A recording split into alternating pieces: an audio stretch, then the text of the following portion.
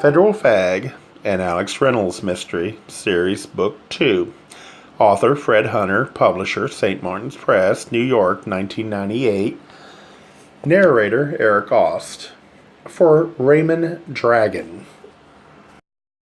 Chapter 7. As I steered the car down the incline and back onto Pacific Coast Highway, Peter said, "Alex, you know I love you, and I don't think it's my place to scold you, but how could you do something as stupid?" I was going to say injudicious, but stupid will do. So stupid as telling Patrick Gleason that you work for the CIA. You know we're not supposed to tell anybody.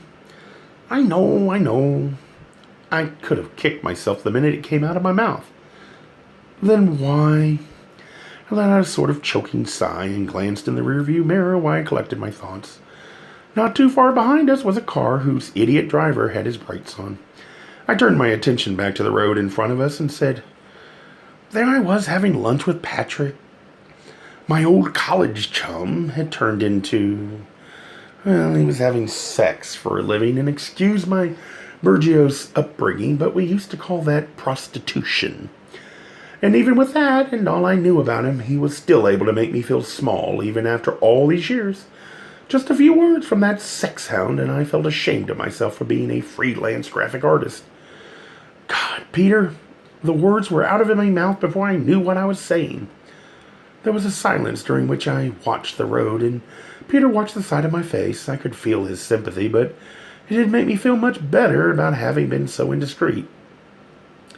I broke the silence by saying, Patrick always did know where to stick the knife, like telling that Brett Lover guy about it. This was just like him, and the worst part about it is, he was right. I was just trying to make myself sound important. At last, Peter said softly, I'm sorry. I guess it just boils down to being human. Don't worry about it. I'm not worried, really. Patrick made it clear to me that he didn't believe me, and Lover verified it. The car behind us had inched closer, and the brights were now glaring in the rearview mirror, hurting my eyes. God damn it! Peter glanced back over his shoulder. He grimaced and said, I thought it was getting awfully light in here. I wish that idiot would either dim his goddamn brights or pass us.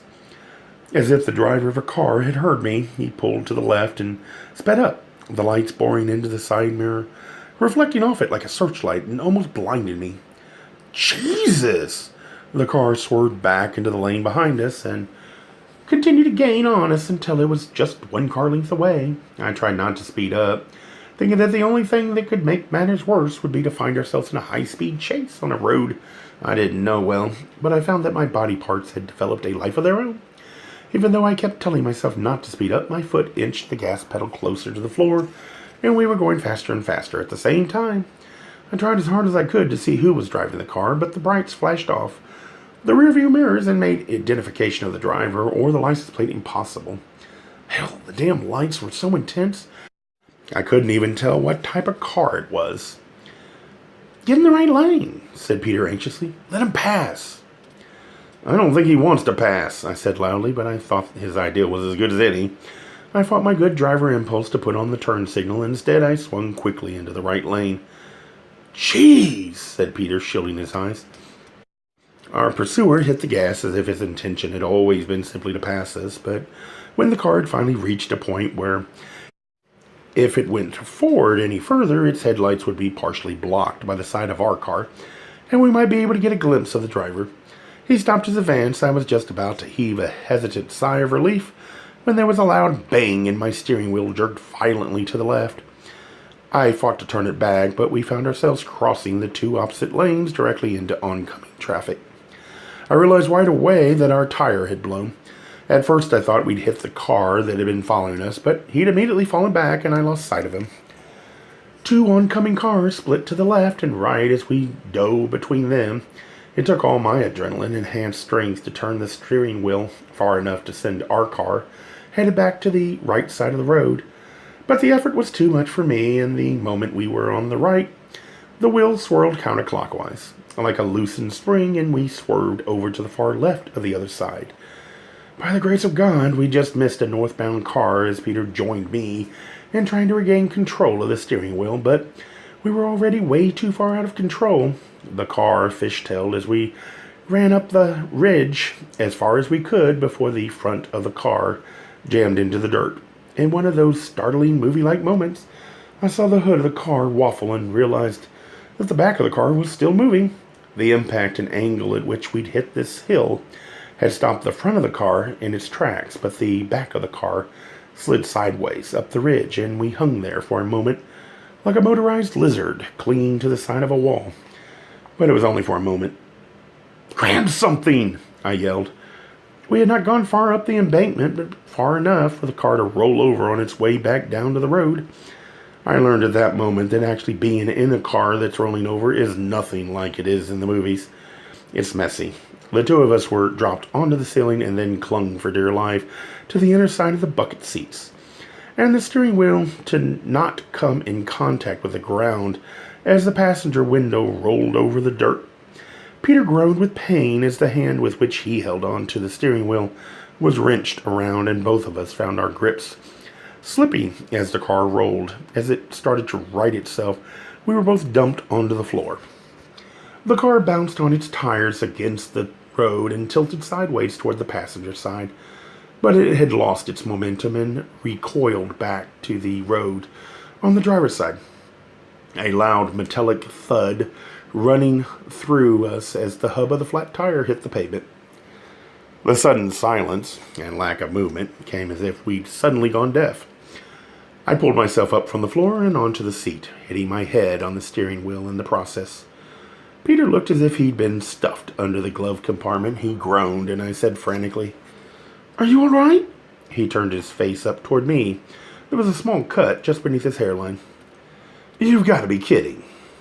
I was really as close to hysteria as I've ever been. "Peter, are you all right?" I shouted. He let out a little groan and started to shift himself up the floor, grabbing the side of his seat to pull himself up. "Yes, I'm all right, considering that I've just survived a practical demonstration of how to mix cement." I sighed and could feel my inside shake, as if now that we'd survived, the relief was going to blow me apart. I knew if he were talking that way, no serious damage had been done. "Well," I said, trying to recover from the shock, "there's an argument for wearing seatbelts." "Alex," said Peter suddenly, "will this thing run?" "I don't know," I said, barely paying attention. "Alex, get us the hell off the highway." I looked up and saw what Peter had seen. We had ended up in the middle of the northbound lanes beside the ridge, only we were facing south, and there was traffic coming. I turned the keys in the ignition, and the engine sputtered for a moment, then stopped. I tried again with the same results. We could see the headlights getting closer. I knew most people would find their lives flashing before their eyes at this moment, but all my brain was doing was replaying the end of Poltergeist. I gave the ignition one more sharp turn, and the engine caught. Though it didn't sound happy about it, I grabbed the shift and pushed it into drive. The car limped rather than lurched across the road and came to rest with a reluctant sputter on the shoulder of the other side. "That was really fun," said Peter Riley. "What do you plan for us tomorrow?" A Gay Mysteries audiobooks. I think it is easy to hate a label, but a face humanizes the word.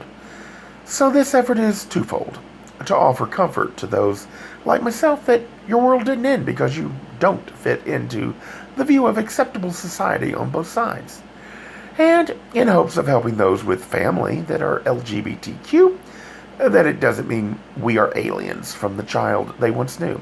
Reassure them so they can maybe be supportive at the same time, being true to their values.